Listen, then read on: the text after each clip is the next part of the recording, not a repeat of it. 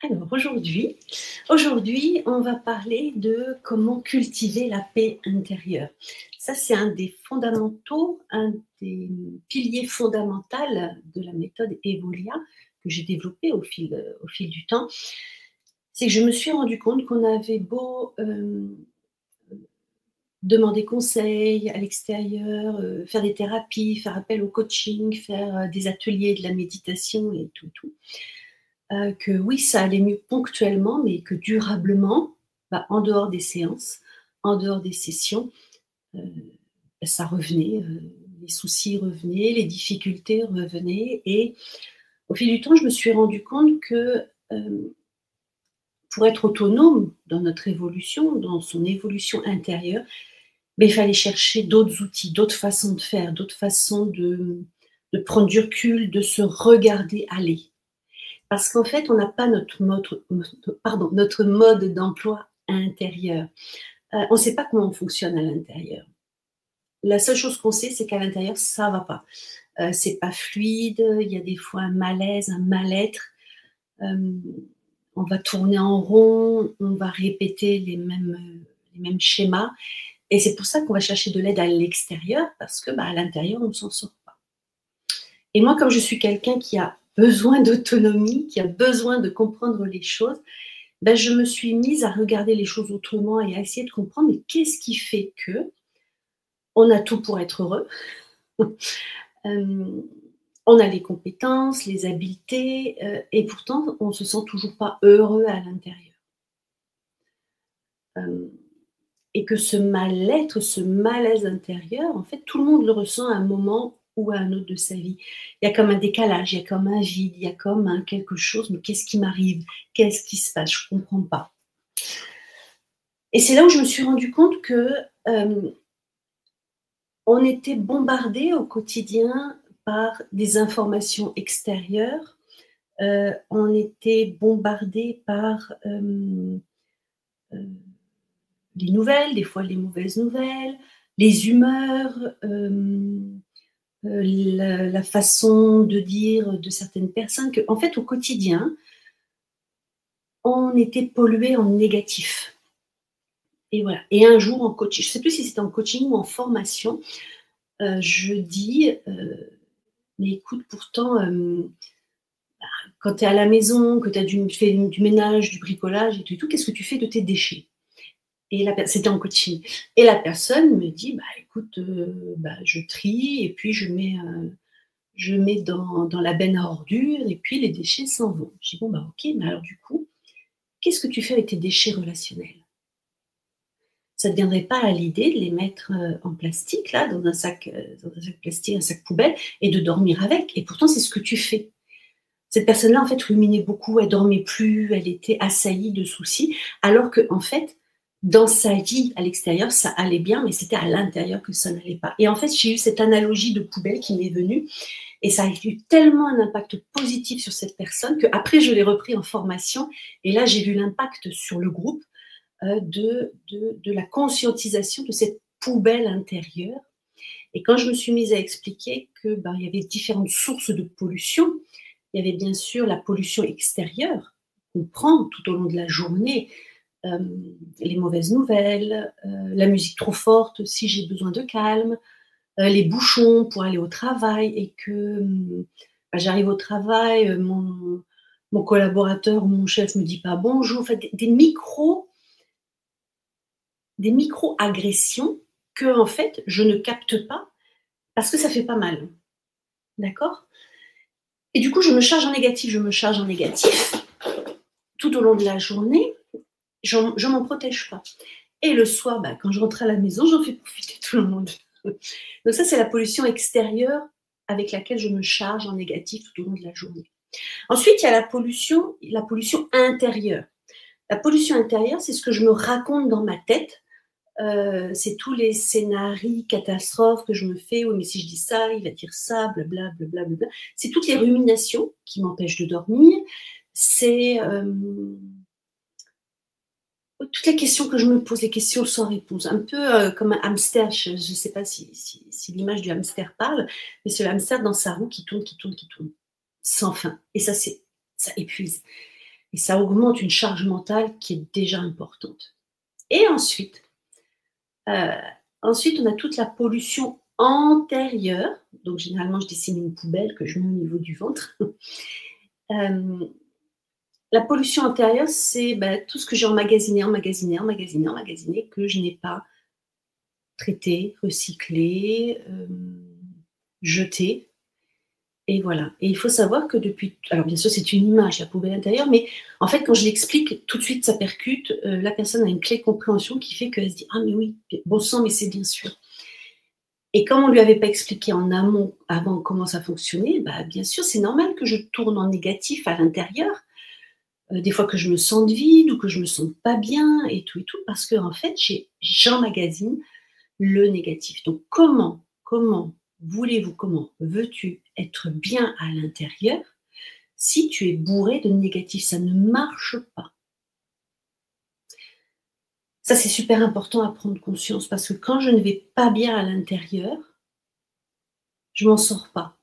On fait tous ça, hein, tous les êtres humains sur Terre et même moi, j'ai beau le savoir, ça m'arrive encore quelques fois. Bon, ça dure moins longtemps, je m'en sors plus rapidement, mais ça m'arrive d'être en forme, de rencontrer une personne et puis après, je me sens pas bien et je crois que je vais pas bien, mais en fait, non, j'ai complètement aspiré, enfin, pas aspiré, mais comme je me suis pas protégée, entre guillemets, j'ai pris toute sa charge négative. Et qui fait que, en fait, je crois que je vais pas bien, alors que non, j'ai juste pris la charge négative de l'autre par empathie, par amitié, par tout ce que vous voulez. Donc, j'ai aussi besoin d'apprendre à me protéger en tant qu'humain de cette pollution extérieure pour pouvoir cultiver ma paix intérieure. La poubelle intérieure, c'est l'un des principes de base que je transmets et qui fait émerger l'écologie intérieure, l'écologie relationnelle.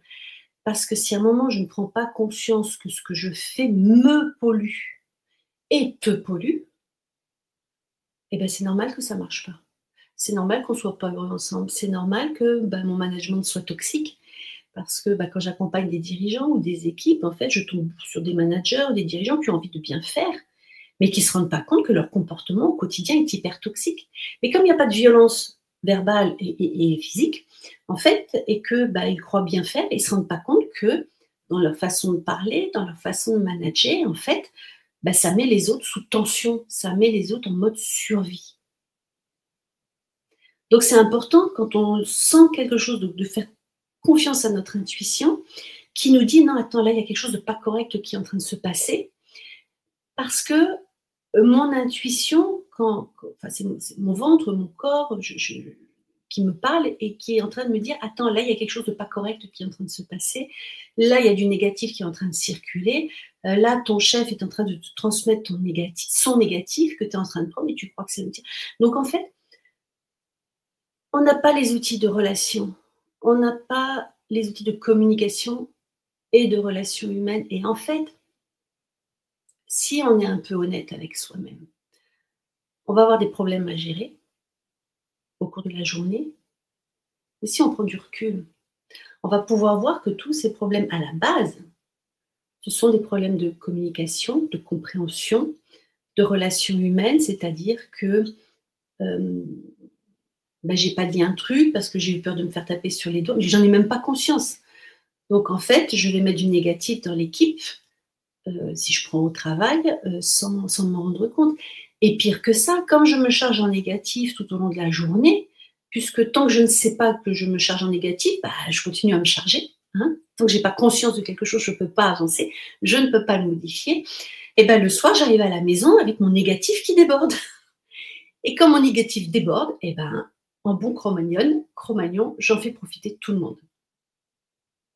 Donc ça, c'est vraiment important. L'écologie relationnelle, c'est essentiel. Cultiver la paix intérieure, c'est essentiel. Parce que si je ne sais pas comment ça fonctionne à l'intérieur, je vais pouvoir faire du mal à l'autre et surtout à moi-même. Parce que oui, au boulot, ça marche bien, je performe, j'ai des responsabilités et tout. Mais si je me charge en négatif tout au long de la journée, que je rentre le soir fatiguée, épuisée, en négatif, ma colère, mon stress va ressortir avec les gens que j'aime.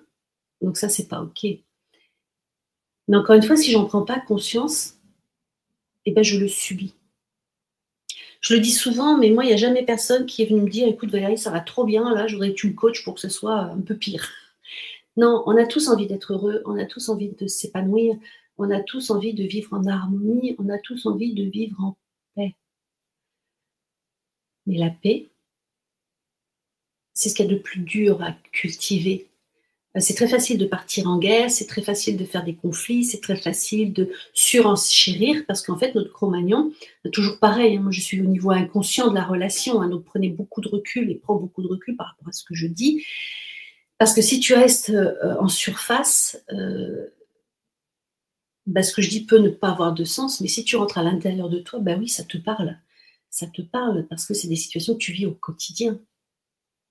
Et ça, c'est vraiment important à prendre conscience parce que notre Cro-Magnon, il est là pour nous défendre, il est là pour nous maintenir en vie. Donc lui, s'il y a quelqu'un qui s'énerve en face, si par exemple, quand je suis calme, je prends souvent cet exemple, si je suis calme et qu'il y a quelqu'un qui m'énerve et qui me met en colère, et ben mon Cro-Magnon, lui, comme il fait tout bien, il va projeter sur l'autre, comme avant j'étais pas en colère et que je te vois, tu me dis un truc, tu me mets en colère, donc tu me mets en colère. Mais là, on a tout faux parce que si on en reste là, on est bouclé dans des jeux psychologiques victimes, persécuteurs, sauveurs dont on ne sort pas et qui nous épuisent à vie. Et malheureusement, il y a des personnes qui restent à vie dans ces jeux psychologiques qui pourrissent au quotidien parce qu'en fait, on leur a pas appris, hein, comme on apprend à l'école, que en fait, voilà ce qui se passe, voilà quand tu vis ça avec telle personne, voilà ce qui se passe, prends du recul, regarde autrement, fais autrement, c'est possible. Donc si à un moment on ne m'explique pas ce qui se passe, eh ben moi je le subis. Donc c'est à moi de faire équipe avec mon Cro-Magnon, de le rassurer, de le sécuriser, d'où la notion de sécurité intérieure. Et comment je fais ça? En cultivant la paix intérieure. Et comment je cultive ma paix intérieure? Eh ben, c'est en prenant conscience de cette poubelle intérieure qui se remplit de négatif. Et donc quand je suis en négatif à l'intérieur, ben, je ne vais pas prendre les bonnes décisions pour moi parce que je les prendrai à partir d'un état intérieur qui est dans le négatif, mais dont j'ai même pas conscience. Et du coup, ça va être important de s'il y a quelque chose qui ne me va pas, si je me sens pas en paix, en sécurité à l'intérieur, c'est que c'est une invitation à aller explorer, à comprendre ce qui se joue à l'intérieur. C'est vraiment important parce que on n'est pas fait pour être malheureux. Par contre, quand on baigne dans le malheur, dans le négatif, et souvent quand j'accompagne, hein, puis moi-même dans mon histoire, je me suis rendu compte que la poubelle intérieure, elle était aussi envahie et remplie de toute mon histoire personnelle et puis de mes prédécesseurs et tout et tout. Et quand j'accompagne quelqu'un, aujourd'hui, et juste de lui faire prendre conscience que, bah, il y a cette poubelle intérieure avec tout ce qui s'est passé dans son histoire depuis le début, bah, ça va lui permettre de prendre du recul par rapport à sa propre histoire et de vider sa poubelle à l'intérieur. Alors là, ça peut paraître un peu simple, mais en fait, c'est aussi facile que ça. Parce que tant que j'ai pas pris conscience de quelque chose, tant que j'ai pas compris comment ça marche, je peux pas avancer. Et le mental fonctionne par analogie. Hem, Si j'explique quelque chose qui est compliqué, en fait, je passe par une analogie et l'analogie va faire que l'autre va percuter. C'est pour ça que j'emploie cette image de poubelle intérieure. Pourquoi? Bah, parce qu'un jour en coaching, ça m'est apparu que la personne était tellement dans le négatif qu'elle avait besoin et de prendre cette analogie de poubelle, en fait, ça a fait un déclic énorme qui fait qu'aujourd'hui, cette personne-là et d'autres se protègent et ne laissent plus passer le négatif de l'autre. Donc ça, c'est vraiment important parce que c'est le b.a.-ba pour pouvoir être en paix, pour pouvoir cultiver la paix à l'intérieur. Il faut que je sache que, en fait, bah, quand j'ai du négatif, ça va pas pouvoir, ça va être difficile de cultiver la paix intérieure. La méditation, ça va pas suffire, le yoga, ça va pas suffire. Si, ça va me faire du bien pendant l'heure où je le fais, mais après, à l'intérieur, j'ai toujours ma poubelle. Donc, prenons conscience de notre poubelle intérieure rapidement parce que c'est ce qui nous pollue au plus, le plus, pardon, et c'est ce qui pollue le plus les gens qui nous entourent. Donc quand je parle des gens qui nous entourent, c'est nos enfants, nos conjoints, nos familles, nos collaborateurs, enfin c'est tout le monde. Donc j'encourage vraiment tout le monde à à prendre conscience de cette poubelle, pour pouvoir, commencer à la gérer, hein, pour pouvoir, tout simplement, petit à petit, en la vidant, pouvoir remplir avec du positif. Parce que si je suis plein de négatif, je ne peux pas mettre du positif à l'intérieur. Voilà, bye bye.